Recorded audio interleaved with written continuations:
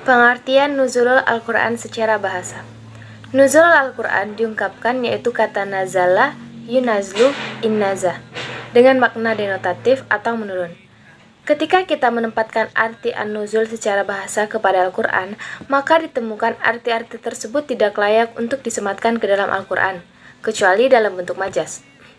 Al-Quran sebagai al-kalam an-nafsi yang terdapat dalam zat Allah, maka tidak layak dimengerti an-nazul secara bahasa, karena arti tersebut hanya sesuai untuk al-hadis atau baharu, sedangkan zat Allah suci. Jika Al-Quran dipandang sebagai lapas yang dibaca, maka tidak layak dimengerti sebagai kata an-nuzul secara bahasa juga, karena lapas bersifat arad, yang keberadaannya hanya diketahui saat diucapkan.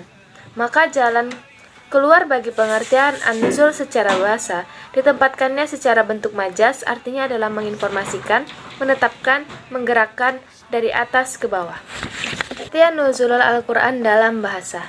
Adapun pengertian Al-Quran menurut istilah yang telah disepakati ulama adalah kalam Allah yang bernilai mukjizat yang diturunkan kepada Nabi Muhammad SAW dengan perantara malaikat Jibril alaihissalam yang tertulis dapat pada Naf Hanif diriwayatkan kepada kita secara mutawir as-sabumi.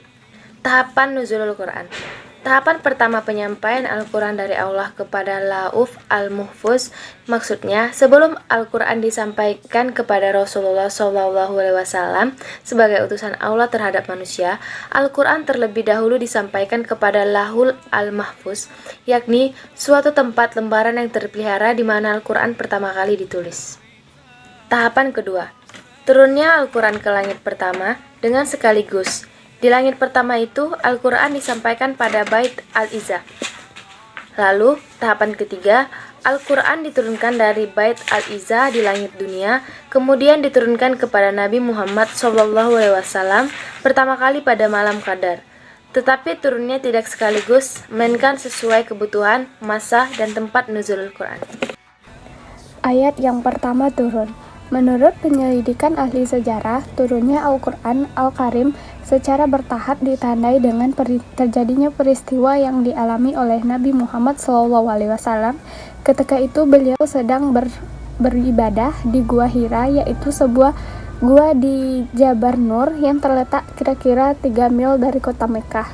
Waktu itu Jibril datang menyekap Nabi ke dadanya lalu melepaskannya dan melakukan itu selama 3 kali sambil mengatakan Iqra, bacalah pada setiap kalinya, dan Rasul SAW menjawab Nabi Qadri, saya tidak bisa membaca.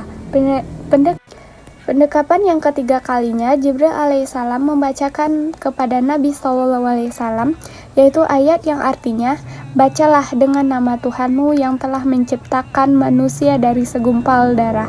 Bacalah, dan Tuhanmu itulah Maha Pemurah yang telah mengajarkan dengan pena. Ia telah mengajarkan kepada manusia apa-apa yang belum diketahuinya. Peristiwa itu terjadi pada malam Senin tanggal 17 Ramadan tahun ke-40 dari usia Rasulullah, 13 tahun sebelum Hijriah, bertapah dengan bulan Juli tahun 610 Masehi.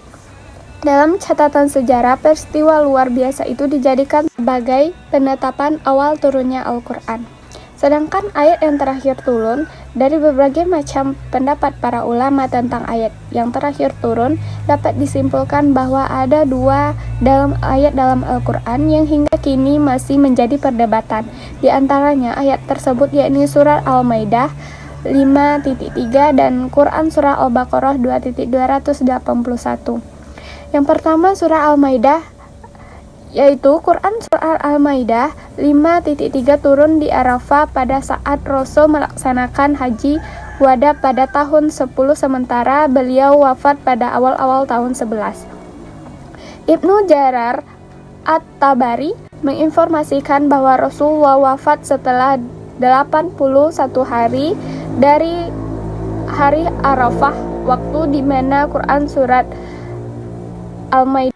Selanjutnya Quran surat Al-Baqarah surat kedua ayat 281, di mana Quran surat Al-Baqarah ayat 281 yang diriwayatkan oleh An-Nasai, Ibnu Jarar, Ibnu Muradawai, dan Ibnu Abi Hatim jauh lebih mendekati kebenaran. Namun mendapat informasi lain yang lebih kuat, yaitu informasi Imam Bukhari dari Ibnu Abbas, juga diinformasikan oleh Baihaqi, Ahmad, Ibnu Majah, dan Ibnu Murdawai dari Umar bahwa ayat terakhir adalah ayat riba Al-Baqarah surat kedua ayat 278 sampai 280. Terima kasih. Materi selanjutnya itu tentang hikmah pentahapan nuzul Quran, yang mana yang pertama adalah untuk menguatkan hati Rasulullah SAW dalam menerima dan menyampaikan kalam Allah Subhanahu wa taala kepada umat manusia. Dan yang kedua merupakan mukjizat bagi Nabi untuk menjawab dan mematahkan tantangan orang-orang kafir.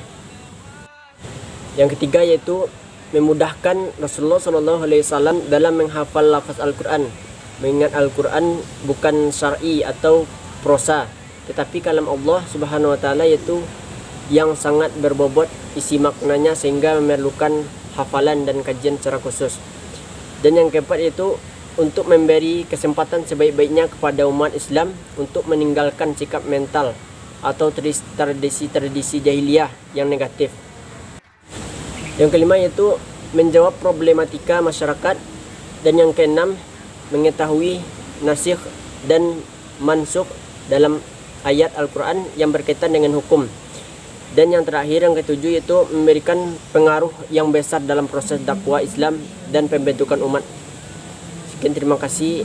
Assalamualaikum warahmatullahi wabarakatuh.